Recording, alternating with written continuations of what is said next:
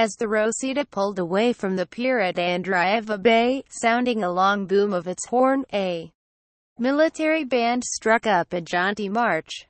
On board the ship were 9 sealed metal casks, each 4 meters high and weighing 45 tons, containing canisters of spent nuclear fuel.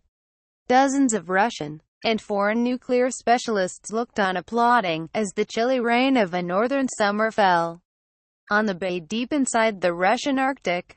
The ceremony, held on Tuesday afternoon, marks the culmination of a long international project to begin removing nuclear fuel from the site, formerly a top-secret Soviet installation. Nuclear specialists say Andreeva Bay contains the largest reserves of spent nuclear fuel in the world, in fragile conditions that have disturbed the international community for years. Facebook, Twitter, Pinterest spent nuclear fuel stored in so-called bottles at an open-air site in Andreeva Bay. During the Cold War period, nuclear submarines were refueled at sea, and the spent nuclear fuel was then shipped to Andreeva Bay, where it was placed in a special storage facility to cool off before being transported to a reprocessing plant at Mayak, in the Urals. But in the early 1980s, leaks sprung up in the storage system, causing high levels of radioactive contamination. When the Soviet Union collapsed, transfers of the spent fuel ceased, and about 22,000 spent nuclear fuel caskets were left at Andreeva Bay in leaky dry storage units, creating the potential for an environmental catastrophe. I've been all over the world to pretty much every country that uses nuclear power, and I've never seen anything so awful before, said Alexander Nikitin, a former naval officer and environmentalist who has been monitoring the site for years. The Graveyard of the Earth, Inside City 40, Russia Deadly Nuclear Secret. Read more. With nuclear material, everything should be done very carefully, and here they just took the material and threw it into an even more dangerous situation. In the decade after the Soviet collapse, the main concern was that poorly maintained facilities could lead to an on-site disaster. Nearly 250 nuclear submarines were decommissioned in the aftermath of the Soviet collapse, and facilities such as Andreeva Bay were left in a perilous state. There wouldn't have been a big explosion, but it could still have been something serious, said Nikitin. With nuclear fuel, once processes start, you have no way of knowing how they will develop. Facebook, Twitter, Pinterest. Andreeva Bay in northern Russia, a formerly secret nuclear waste dump. The tank holding the spent fuel, in the foreground, is leaking and is expected to be extremely costly to clean out. Photograph, Jan Morten Bjornbak. SCANPIX, AFP, Getty Images. Over the next decade, security fears also increased.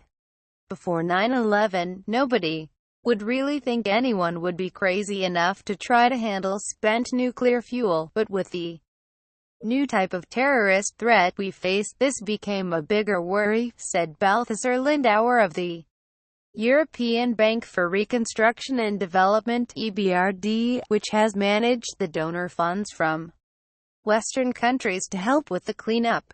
The facility at Andreeva Bay was one of many top-secret installations in the Soviet Arctic, a 2-hour drive from the regional center of Murmansk, along a road cut out of mossy rocks, still dusted with snow in late June. The entire area around Andreeva Bay is closed to all foreigners and even Russians who are not registered there.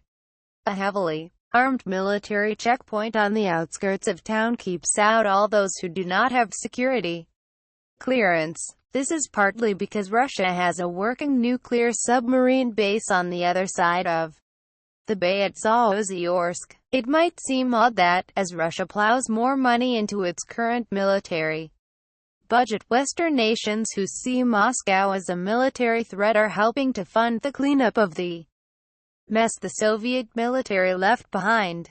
13 countries have provided €165 million in funding since 2003 for nuclear decommissioning in Russian northwest. There have also been a number of bilateral projects, with Britain, Norway and other countries funding a long project to help clean up Andreeva Bay. Facebook, Twitter, Pinterest. New facilities built at Andreeva Bay. Photograph, Amund Trellevik, NRK, courtesy of Bologna. The Norwegian foreign minister, who was present at Tuesday's ceremony, said the funding for the project was committed nearly 2 decades ago, when Russia was in no economic state to deal with the problems alone. He also pointed out that the Andreeva Bay facility is only about 40 miles from the Norwegian border, making the decommissioning issue one in which Norway has long taken a strong interest. Nuclear challenges recognize no borders, and it is in our common interest to deal with nuclear waste now rather leaving the problems to future generations, said the Norwegian Foreign Minister, Borge Brende. Facebook, Twitter, Pinterest. Specially commissioned machinery is used to pack the spent nuclear fuel. A suite of new buildings has been constructed around the area where the spent nuclear fuel caskets are kept, replacing the decaying structures that stood there previously. Work to load canisters into the giant protective casks can now be done using specially commissioned machinery. The Rosita, a ship constructed for the task, will take the huge fuel casks to Murmansk, where they will be put on fortified trains, which will proceed under armed guard on the long journey from the Arctic to the Mayak reprocessing site. At the Mayak facility, the spent fuel will be recycled, and the Russians say they will turn it into fuel to be used in civilian nuclear reactors. Specialists at the plant estimate it could take 10 years to remove all the fuel.